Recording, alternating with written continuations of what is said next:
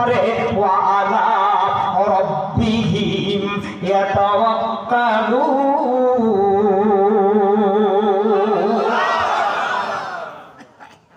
আল্লাহর উপর যদি ভরসা করেন, আল্লাহ পাক তার জন্য জামিনদার হয়ে যায়। অনেক দূর যাওয়া লাগবে, যেহেতু সময় কম আমি যাইতে পারতেছি না।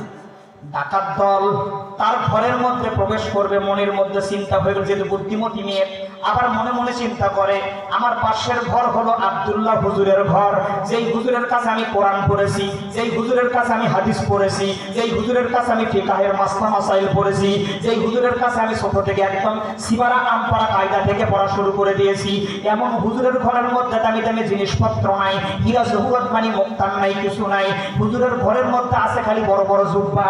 বর্তমানও বাংলাদেশে আগে 17 বছর আগে ছিল, আর এখন বর্তমানও শুরু হয়ে গেছে। যত জ্বালা খালি হুজুর ওগুলো নিয়ে, ও জায়গায় মারামারি করলো কে তা করছে হলো হুজুর, ও জায়গায় বোমা মারছে কে ওটাও মারছে হলো হুজুর, ও জায়গায় সন্ত্রাসী করলো কে তাও করছে হলো হুজুর। মানে সব দোষ খালি হুজুরের। যত দোষ নন্দ ঘোষ, সত্যটা বললেই দোষ, করলে অন্যায়ের প্রতিবাদ। নামটা হবে তোমার মৌলবাদরে, নামটা হবে তোমার মৌলবাদ। কথা বলেন না কেন? ইসরাইল নামের হয় না, তার দোষ কেউ খুঁজে পায় না। নাসারা নামের হয় না, তার দোষ কেউ খুঁজে পায় না। এই মুসলমানদের দায়িত্বে শুধুই, মুসলমানদের দায়িত্বে শুধুই, মুসলমানদের দায়িত্বে শুধুই অপবাদ। নামটা হবে তোমার জঙ্গিবাদ। আলোচনা চলবে না বন্ধু? চলবে। কথা বলে না, চলবে, একসাথে চলবে। কতক্ষণ? সারা রাত। কথা বলে না কেন? সারা রাত কোরআনের তাফসীর চলবে, সূর্য যতদিন জ্বলবে, যতদিন এই বুকে আছে প্রাণ, আমরা গেয়ে যাব কোরআনের গান।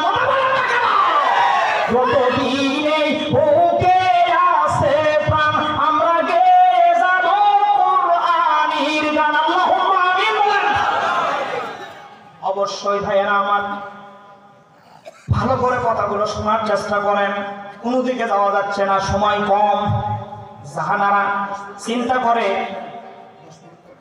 হ্যাঁ আমি বসেন তো পারে, আল্লাহ আমি তো আগেই করি, আমি লাইব্রেরি গিয়ে করছি না, কোনো কিছু পারলেন না। দেখেন মন খারাপ করলেন? হ্যাঁ জি, খেয়াল করেন। জাহানারা চিন্তা করে, ডাকাত দল যদি আসে তাহলে আমার ইজ্জত লণ্ঠন হবে। পাশের ঘর হলো আব্দুল্লাহ হুজুরের ঘর, হুজুরের ঘরের মধ্যে কিছু নাই, খালি আছে যুব্ব। জানালা দিয়ে যদি ডাকাতেরা লাইট মারে, যুব্ব ছাড়া কিছু দেখা যাবে না, হুজুরের ঘরেও ঢুকবেও না, আমাকেও পাবে না, আমি বেঁচে যাবো। আর হলো কম বুদ্ধি, ভালো না খারাপ? ভালো না খারাপ?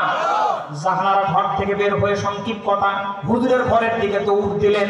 যে জায়গায় হুজুর ঘুমায় ওই ঘরে, কিন্তু দেখতেছেন ভাগ্যর কি একদম অবস্থা, ভাগ্য কত ভালো। হুজুরের ঘরের দরজাখানা খোলা, কোনো কথা নাই। একদম হুজুরের ঘরের মধ্যে প্রবেশ করলেন, যেই খাটে হুজুর ঘুমায় ওই খাটের উপরে হাত দিলেন, যেহেতু লাইট অফ, দেখতেছেন বেডের উপরে কেউ নাই। না থাকছে আলহামদুলিল্লাহ। জাহানারা বেডের উপরে ঘুমায় গেলেন, কম্বলখানা একদম মাথার উপরে দিয়ে দিলেন, মানে কম্বলের মধ্যে ডুবকি মারা যাকে বলে। কথা কয় না কেন? বাংলাদেশের যুবকেরা সারা রাত 3টে পর্যন্ত মোবাইল খেলাখেলি করে, ফেসবুক, ইউটিউব, টিকটক নানান কিছু দেখার পরে 3টের পরে যখন ঘুম দেয়, তখন ফজরের সময় যুবক থাকে এক জায়গায়, যুবকের লুঙ্গি থাকে আর এক জায়গায়। কথা কয় না পারে? নিজে কথা বলে ভালো করে শোনেন। জাহানারা কম্বল মুড়ি দিয়েছে, মনে মনে চিন্তা করে, কি ব্যাপার, আমার হুজুর গেল কই? এই এত রাত্রে হুজুর কই গেল? নাকি হুজুরি ডাকাত দল ভাড়া করে নিয়ে এসে আমার বাবার রাজপ্রাসাদ লুণ্ঠন করে? কথা কি বুঝতেছেন আমার? মনে হয় হুজুর সায় আছে, মনে হয় হুজুরের লাইন আছে, হুজুরি মনে হয় এই কাম করছে। আহা হুজুর যদি করে তাহলে তো বড় খারাপ কথা। আবার মনে মনে চিন্তা করে যে না, আমার হুজুর খুবই ভালো, আমার হুজুর বড় পরিষ্কার মানুষ, আমার হুজুর বড় ভালো মানুষ, 30 বছর হয়ে গেছে হুজুর আমার এখনো বিবাহ করে নাই, বড় ভালো মানুষ।